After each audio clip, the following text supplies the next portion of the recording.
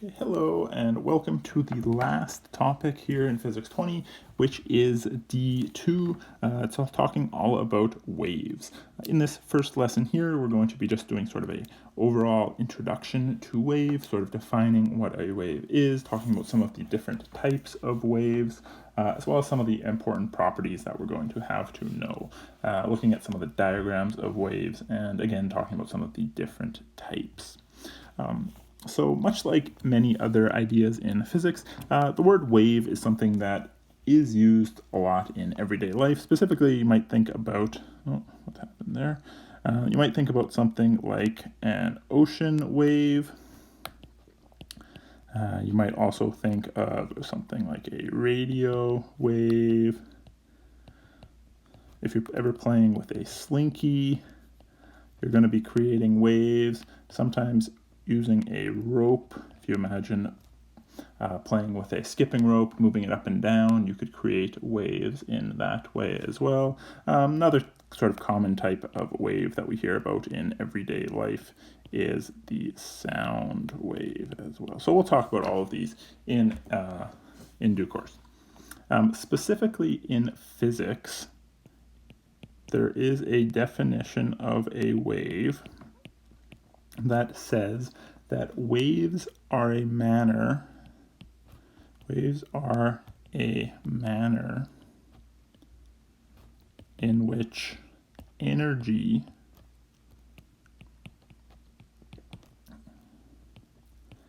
is transferred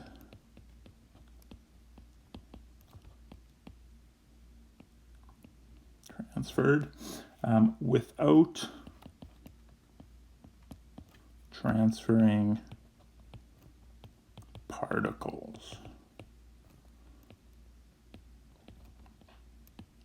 So even though the particles themselves will be moving when waves are being transmitted, the actual overall position of the particle is staying the same because they're sort of oscillating back and forth.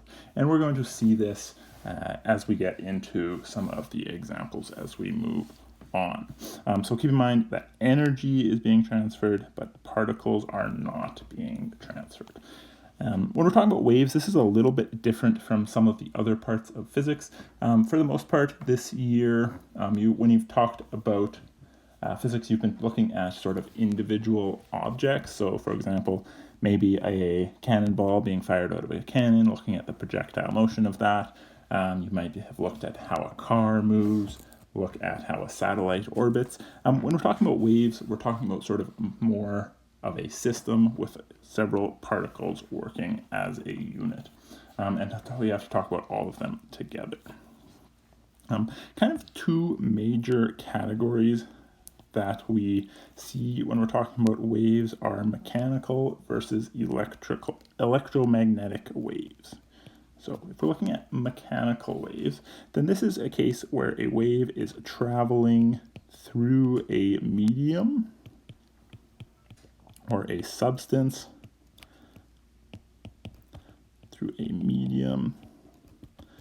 aka a substance, such as, for example, you might see waves traveling through air, which is a substance. You might think about waves traveling in water. Like I mentioned, we might look at a slinky. We might look at a rope. And so all of these, this is kind of the Physics 20 look at waves. When we're talking about electromagnetic waves, in this case, we're talking about waves propagating through space. Just a fancy word for moving through space.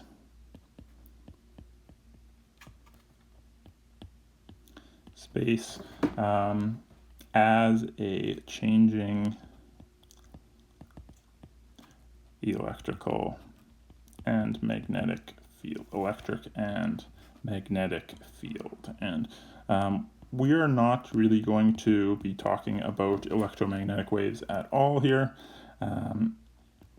This is really a physics 30 idea, where we'll get into that in quite a bit more detail. So for anyone who's taking Physics 30, you can talk about electromagnetic waves there. All right, so like I said, we're talking about mechanical waves, specifically in Physics 20.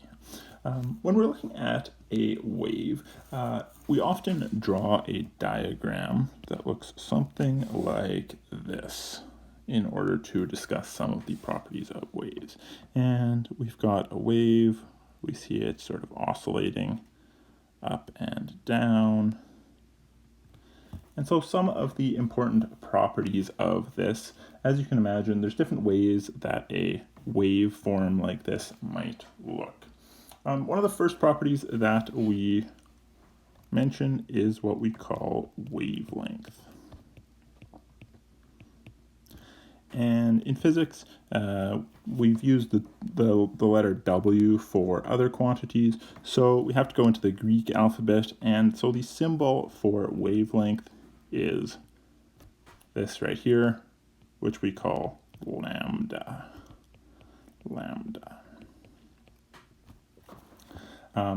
And when we measure the wavelength, we measure this typically in meters.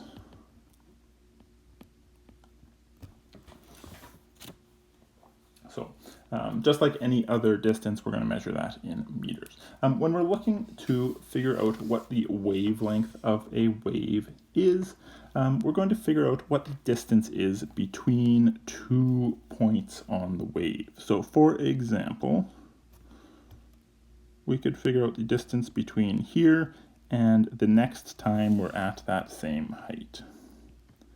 So that distance right there we call a wavelength. You could alternatively have measured this at a different point on the wave. So for example, here, I could say, okay, what's the distance between where I cross this equilibrium point and where I cross it again here, this is going to be a wavelength. And the wavelength is always going to be the same no matter where you measure it, assuming that your drawing is accurate. A couple other properties of waves that we are going to see here, and actually again I'll go back to a different color. The point at the bottom, the lowest point on a waveform like this, we call this a trough. These are the lowest points on the waveform, and the highest point, we call those a crest.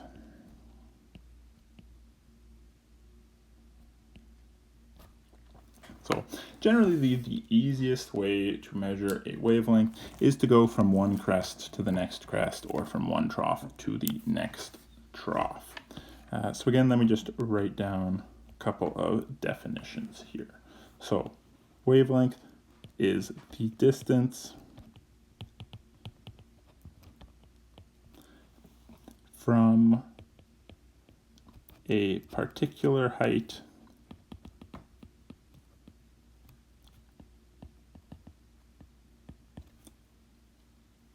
on the wave to the next spot on the wave at the same height.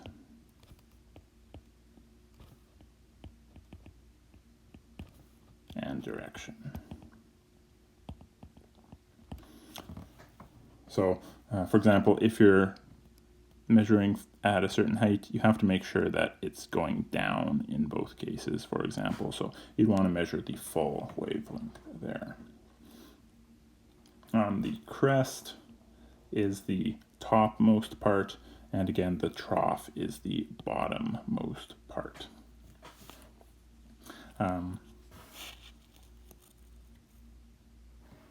Another feature of waves that we need to understand is what we call the amplitude of a wave. So again, if we have a waveform. And you can imagine this is kind of like a snapshot. This wave would be actually moving, but imagine you've taken a picture of the wave and just frozen it in place. So the amplitude of a wave is the distance from the equilibrium point. So this here, it would be the equilibrium point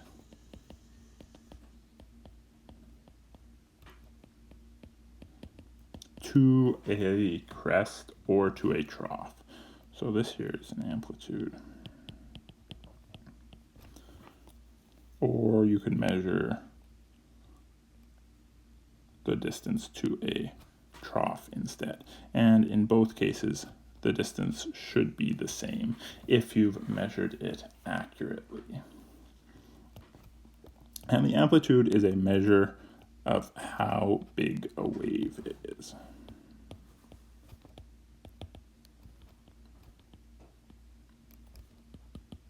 So you could have two waves with the same wavelength, but with vastly different amplitudes. So for example, we'll just draw one more wave here.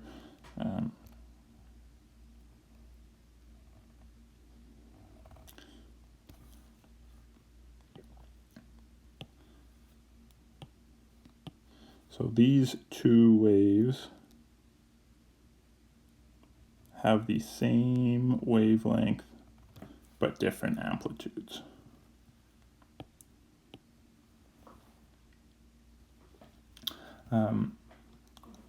Keep in mind with this word amplitude, it's like an amplifier. So if you think about an amp that is increasing the volume of music, then you're changing the amplitude of the wave.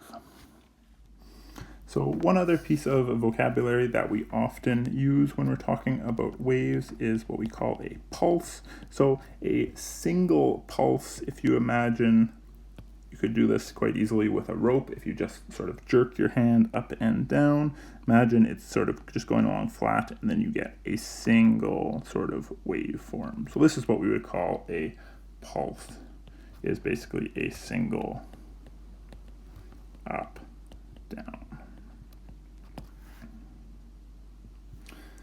When we're looking at these wave diagrams, sometimes we also might want to look at them from above.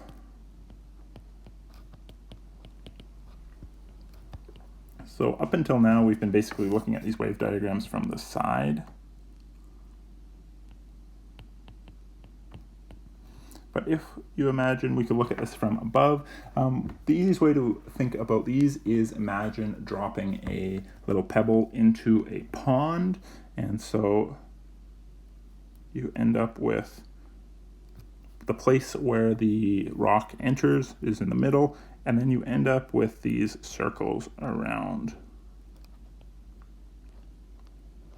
And so this is also a wave. If you looked at it from the side, you would see these crests and troughs going up and down. Looking at it from above, again, you have your crests. These will often be represented as the darker lines on a diagram. And then a trough would be the lighter lines, or these spaces in between. So for example, like I said, imagine dropping a pebble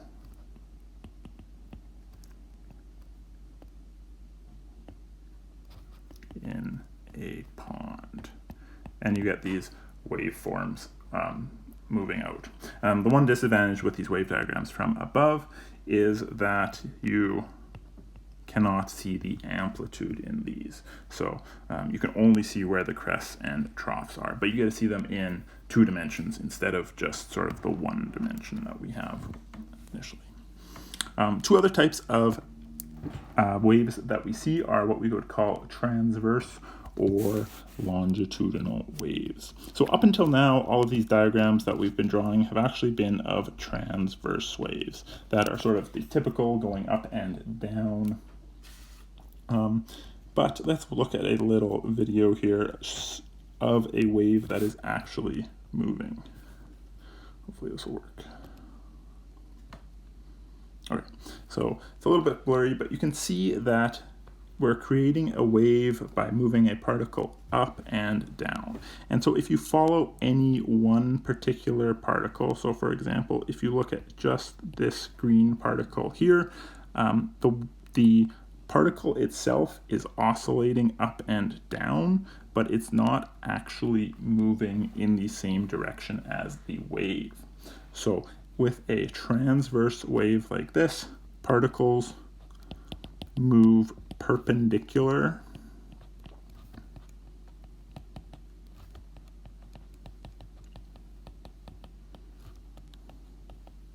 to the direction of the wave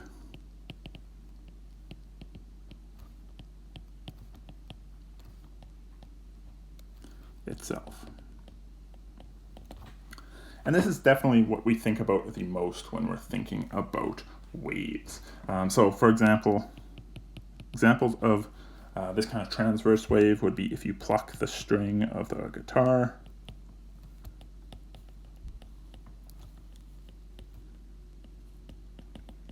You get this kind of wave. If you are looking at ripples in a pond, you get this kind of wave. You can make this kind of wave with a skipping rope, moving it up and down. So that's what we call a transverse wave, in which the particle is moving perpendicular to the direction of the wave itself. The other type of wave is, of course, what we would call longitudinal, and in this case, particles move in a parallel direction.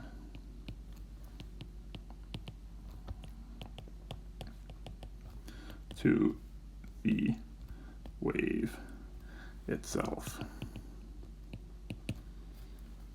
And again, we've got a little video here. So imagine if you attach a slinky to the wall and you give it a little push. So you can see that there is a wave moving along the slinky, and again, any one part of the slinky is just moving back and forth. So the particles themselves are oscillating in a direction that is parallel to the wave itself, but we do still have energy being transferred down the length of the wave. So again, an example of this, and there aren't as many examples of this, is something like a sound wave. And with this kind of wave, we end up with these parts that are really compressed, and then parts that are stretched out, and then parts that are compressed again. So we have compressions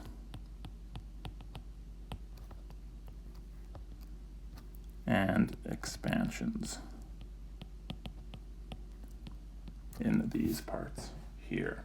So that's just a quick introduction to waves, some of the terminology that we need to know, topics like wavelength, amplitude, transverse, and longitudinal waves. And we're going to be looking at some more calculations involved in doing these waves in the next lesson.